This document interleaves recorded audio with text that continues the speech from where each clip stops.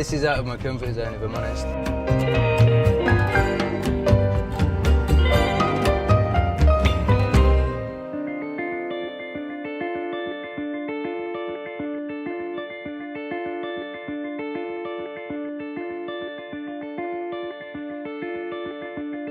As we start to drive off-road, we want to drop those pressures. Now, a lot of people think that's widening the tread pattern, but it's actually as well lengthening our footprint.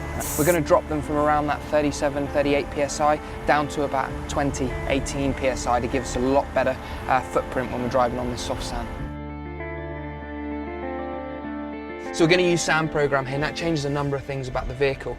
It gives us a nice gradual pull away from the vehicle so we don't dig a hole in any of that deeper sand or soft sand we're driving on. Nice and gentle on your throttle.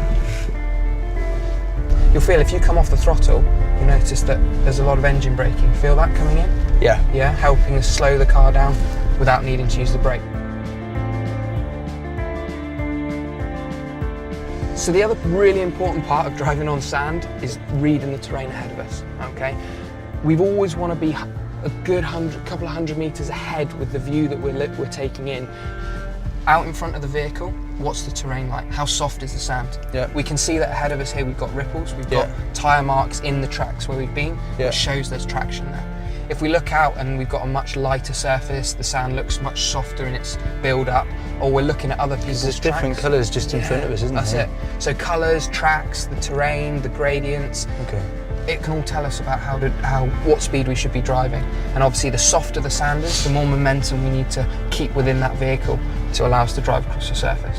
I suppose that is, I mean, anywhere where you're going where it's exploratory, anywhere where you're going where you don't know what's beyond the next horizon, you're constantly having to stay aware and be looking forward to see what you're coming into. And I suppose this is ever more pertinent for... Sorry, we're just reaching the edge of a cliff.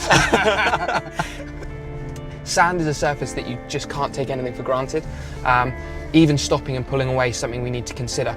We're looking to try and stop on a gentle gradient with the car facing down a slope. Downhill, okay? right, Yeah, that makes sense. Remember, physics is always present, so let's use it to our advantage.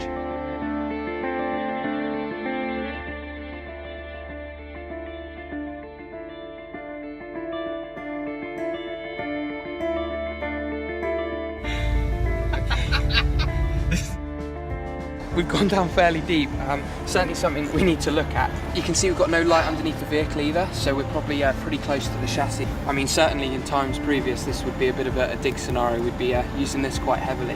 There's some new technology on the car now. Remember we were talking about that all-terrain progress control? Yeah. It's certainly something we could try here.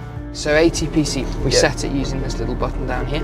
Okay, think of it like an off-road cruise control. We get a little orange light come up on the dashboard.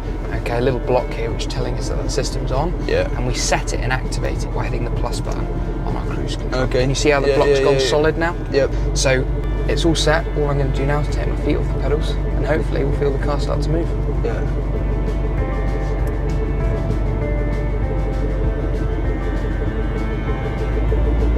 Feel the torque come in nice and slow. Yeah, it's trying, isn't it? Yeah, trying, feel it, gradually Yes. pulling, bit of movement, there we go. Just by using the technology on the vehicle, no digging required. That is Car pretty pulls out. extraordinary. That was properly stuck as well. So remember, we don't want to go too fast. So nice and steady, keep coming up. That's it, slow it down a little bit, slow it down. Feed your throttle in, feed it in. Woohoo!